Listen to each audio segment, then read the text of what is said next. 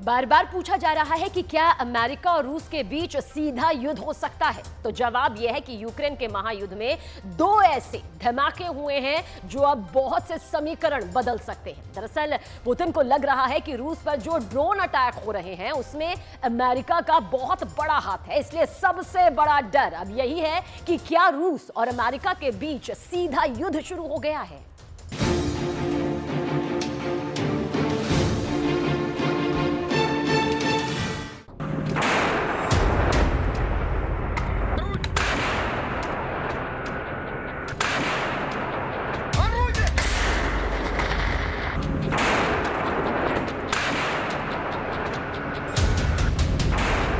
ये वो धमाका है जिसने तय कर दिया कि रूस और अमेरिका की डायरेक्ट टक्कर बहुत जल्द हो सकती है।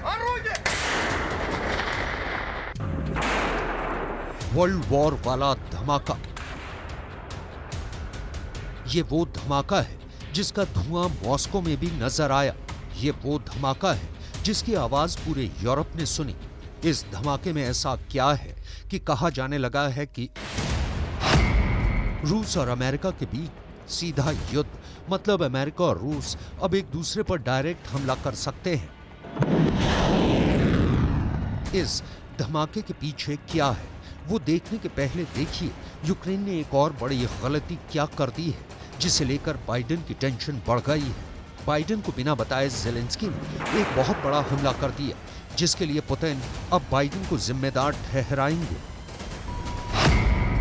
यूक्रेन ने खेरसॉन में रूस का एक मोबाइल रेडार स्टेशन उड़ा दिया है।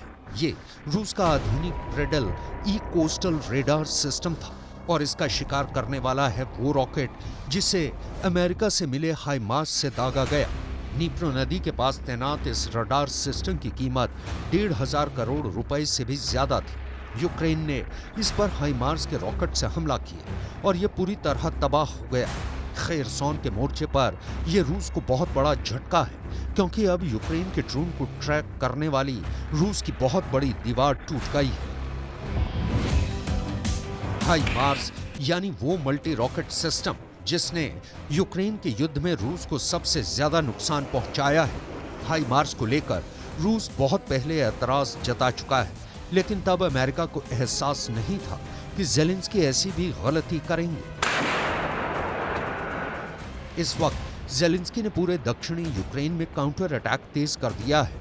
उन्होंने इसका एक नया वीडियो भी जारी किया है जिसमें यूक्रेन की सेना बहुत ज्यादा आक्रामक है। इस वीडियो को डिटेल में देखने से पहले ज़ेलेंस्की की वो गलती देखी जिसे उन्होंने खास पुतिन को चिढ़ाने के लिए रिकॉर्ड किया और फिर उसे वायरल कर दिया। यूक्रेन ने क्राइमिया में रूस के एयर डिफेंस सिस्टम S-400 को तबाह कर दिया है। ये क्राइमिया को हवाई हमले से बचाने के लिए पुतिन का सबसे मजबूत कवच था और उसे आग के शोलों में तब्दील होते देख पुतिन वाकई बहुत बेचैन हुए होंगे। ये ऐसा धमाका है जिसमें पुतिन का सबसे भरोसेमंद एयर डिफेंस सिस्टम S-400 और उसकी मिसाइलें पूरी तरह खत्म हो गईं। क्राइमिया में तैनात रूस का एयर डिफेंस सिस्टम S-400 यहां से 500 किलोमीटर के दायरे में सब कुछ देख रहा था। यहां से दक्षिणी यूक्रेन में हो रहे ऑपरेशन और हवाई हमलों पर नजर थी। ड्रोन ऑपरेशन को ट्रैक किया जा रहा था, लेकिन यूक्रेन ने S-400 पर अपनी नेपच्यून मिसाइल से ऐसा वार किया कि कुछ नहीं बचा। इन हमलों के बाद यूक्रेन के रक्षा मंत्रालय ने एक वीडियो ट्वीट किया है जिसमें अमेरिका को शुक्रिया कहा जा रहा है। बाइडेन और ज़ेलेंस्की के हाथ मिलती हुई तस्वीरें हैं, तोप गोलों की सप्लाई का जिक्र है और आखिर में F-16 देने के लिए ज़ेलेंस्की ने कहा है thank you United states. Putin के जख्मों पर नमक छिड़कने के लिए ज़ेलेंस्की के रक्षा मंत्रालय ने यह तस्वीर पोस्ट की है और बताया है कि अब तक रूस के 500 एयर डिफेंस सिस्टम तबाह किए जा चुके हैं। अब यहीं पुतिन का गुस्सा एक निर्णायक फैसला कर सकता है। इन दो हमलों के बाद अब पुतिन दक्षिणी यूक्रेन को लेकर बहुत ज्यादा गंभीर हो चुके हैं। क्राइमिया ब्रिज पर लगातार हमलों के बाद अब क्राइमिया के अंदर S-400 का तबाह होना और खेरसॉन में रडार स्टेशन को ही उड़ा देना, ऐसे झटके पुतिन बिल्कुल बर्दाश्त नहीं करेंगे और इसके लिए अब उन्होंने पूरा ठीकरा बाइडेन पर फोड़ने का फैसला किया है। यानी रूस और अमेरिका की डायरेक्ट टक्कर किसी भी वक्त हो सकती है। इसका सबसे बड़ा एपिसेंटर काला सागर और क्राइमिया का इलाका बन सकता है। रूस ने काला सागर के ऊपर अमेरिका के विमानों को पहले ही वार्निंग दे दी है। रूस ने कहा है कि क्राइमिया की सुरक्षा से कोई समझौता नहीं किया जाएगा और जो भी खतरा होगा रूस उसे मिटा देगा। क्राइमिया को लेकर पुतिन इस वक्त बहुत ज्यादा जज्बाती हो चुके हैं। काला सागर की दहलीज पर वो किसी दूसरे देश के विमान को देखना नहीं चाहते। ऐसी वार्निंग वो पहले भी कई बार दे चुके हैं। काला सागर पर हुए एक एनकाउंटर को देखकर आप पुतिन की खतरनाक नीयत को समझ सकते हैं।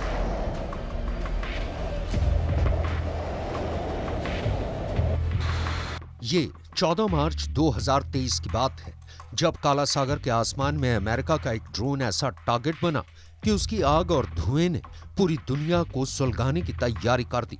पूरा यूरोप मानने लगा है कि काला सागर में हुआ वाकया वर्ल्ड वॉर की तरफ एक बहुत बड़ा कदम है।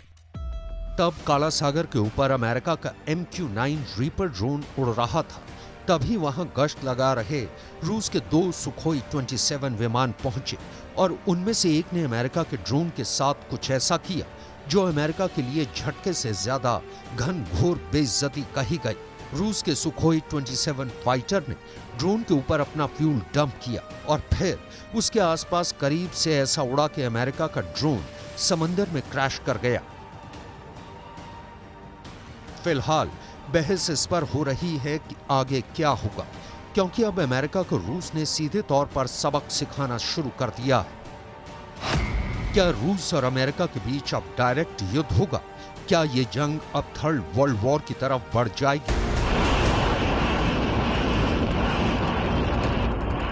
अमेरिका ने दावा किया था कि तब उसका MQ-9 ड्रोन काला सागर के ऊपर अंतरराष्ट्रीय एयर स्पेस में था। उससे रूस का एक सुखोई 27 टकराया, जिसके बाद ड्रोन को क्रैश होना पड़ा। टक्कर से पहले सुखोई 27 ने ड्रोन पर ईंधन गिराया था और उसके आसपास खतरनाक तरीके से गुजरा था। यानी पुतिन अब अमेरिका को धमकाने के लिए किसी भी हद तक जा सकते हैं। जब अमेरिका का ड्रोन गिरा तो जैसे एक तूफान उठा और फिर वर्ल्ड वॉर का खतरा मंडराने लगा।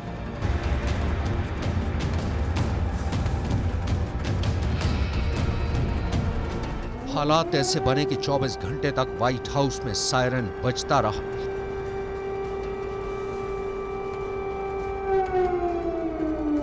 वॉशिंगटन DC से लेकर लंदन तक अमेरिका के ड्रोन पर हुए अटैक की चर्चा होती रही। देखा जाए तो कुछ ही महीनों के अंदर पूरी दुनिया में जंग के कई फ्रंट खुल गए हैं।